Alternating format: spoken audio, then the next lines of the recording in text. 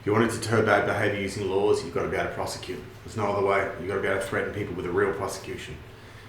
You want to be able to prosecute, you've got to be able to measure so that you can have a court case that you have success in. You want to be able to measure, you've got to be able to define. I can define a freeway, I can define 100 kilometres an hour, therefore I can prevent people going over 100 kilometres an hour on the freeway by prosecuting them. Taking all these boys out of schools and saying you're terrible boys and you're going to grow up to be terrible men unless you don't sexism, misogyny, sexual assault, sexual harassment and the rest of it. But can we measure?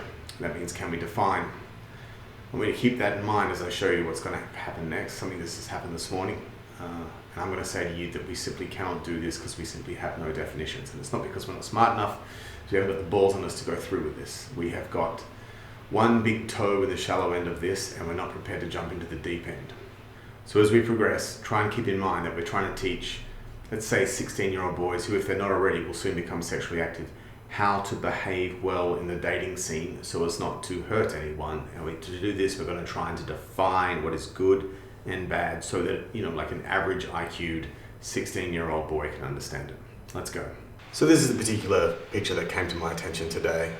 Firstly, not moralizing, good luck to you girls, have some fun, go out and have a few drinks, go to a bar, act crazy, and I think you should be able to take pictures and I think you should be able to post them. And I think adults and even just like older teenagers should be able to look at this and have a laugh and accept that everyone in there is completely capable of making their own decisions. And I don't think anyone's being hurt there. For what it's worth, if you're interested, the woman doing the groping is the captain of the football club and has been around for a long time. She's one of the most senior players in the AFL. And the woman that you might say being groped, I would say is just participating in a bit of fun, is a much younger and a much junior player. So if you really wanted to do the full feminist Me Too thing that's happening, there's probably an abuse of power there. I personally don't think that there is. I'm sure the girl in the blue dress is perfectly capable of getting herself out of that if she didn't want to. In fact, she's just having a bit of fun. However, nothing will come of this. As you can see, I've done a search on the news stories for the names of the women involved. There's nothing, no news outlets picked up on it anywhere. The only way that I ever found out about it was through this guy's Twitter account that posted it, and it got quite a bit of activity. Most of those 153 replies are saying something like I'd said, like, this is total hypocrisy and how on earth is anyone, what are we supposed to make of all of this when some amount of drunken, bar-hopping tomfoolery and groping is unacceptable, but some is, and it does seem to be gender-specific. Let's call a spade a spade. I'd just like to point out that the captain of the football club's got form. She's been in the papers before for not blackface, but redface. So it is the sort of thing where a news outlet could easily say, all right, we can pad this out for an extra 30 seconds and put a more controversial photo up on the screen and run with it. But still, they haven't to date, and I doubt they will. Why am I bringing this up? Because let's look at the next AFL scandal that happened. But of course, this time it involves beating up on guys. Thank you, Charles. Good morning. Our top story, one of the AFL's highest profile stars, Jordan De Goey, is under fresh scrutiny this morning, caught on camera partying in a Bali nightclub. Lucy Hinton is at AFL House in Melbourne this morning. Lucy, not a good look.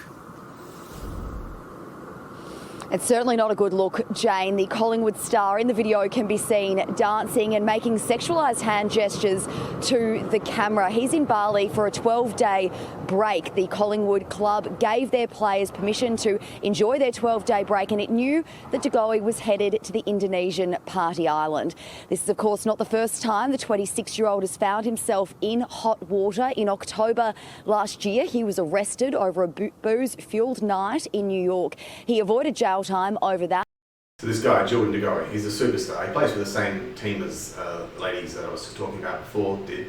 He went to Bali, got drunk, met a girl. Initially he was in trouble because he kind of pulled her top aside a bit and she slapped her hand away playfully and it was fun. And they were going after him on that, but then the girl he met in the nightclub came out and said it was fine, I got no problem with it, I'm glad he did it, I hope he does it again.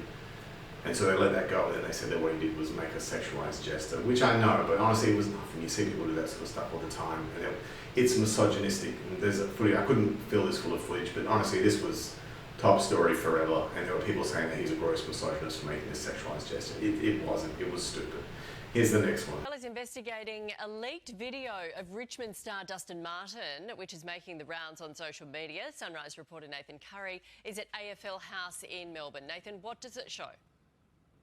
Well, now it shows Dustin Martin appearing to grope a topless woman while she's sitting on the lap of another man, and Dusty seems to... We made a deal in the West. We said egalitarianism, we said Enlightenment principles. And what that all meant is that we were going to construct a universal maxim that would apply to everyone equally. And it was really easy when we said, because we all wanted to, it was going to apply to the King of England the same way it was going to apply to a homeless person, that neither could assault the other without getting, and they would be subject to the same laws and the same standards. And I still hold true to that now, but do we really mean it with gender equality? I'm 43 years old, I don't think we do anymore. Like, I think it's totally fine for girls to do a bunch of dumb shit. It's not even dumb, it's just like, they're just drunk, free people having a good time. But there does seem to be an extreme demonization of symbols of masculinity, which is what Dustin Martin and Jordan De Goey are. I think that's where this is all coming from. If you're a 16-year-old boy watching the world as it is right now, not necessarily this YouTube video, but the world as it is, and it doesn't make sense to you, I agree, it doesn't make sense to me either. I'm 43 years old, got 2 uni degrees, I'm top 3% IQ, my wife and kids and small business. It doesn't make sense to me. Stop trying, it's not going to make sense to you. Just start following people that talk better sense than this. At best, Jordan Peterson, at worst, Andrew Tate. You're going to get more truth than you're going to get in the mainstream media. I'll leave it there, guys. If you like this video, hit like and subscribe. This is pretty much what I do, and I got more content like this coming. Thank you.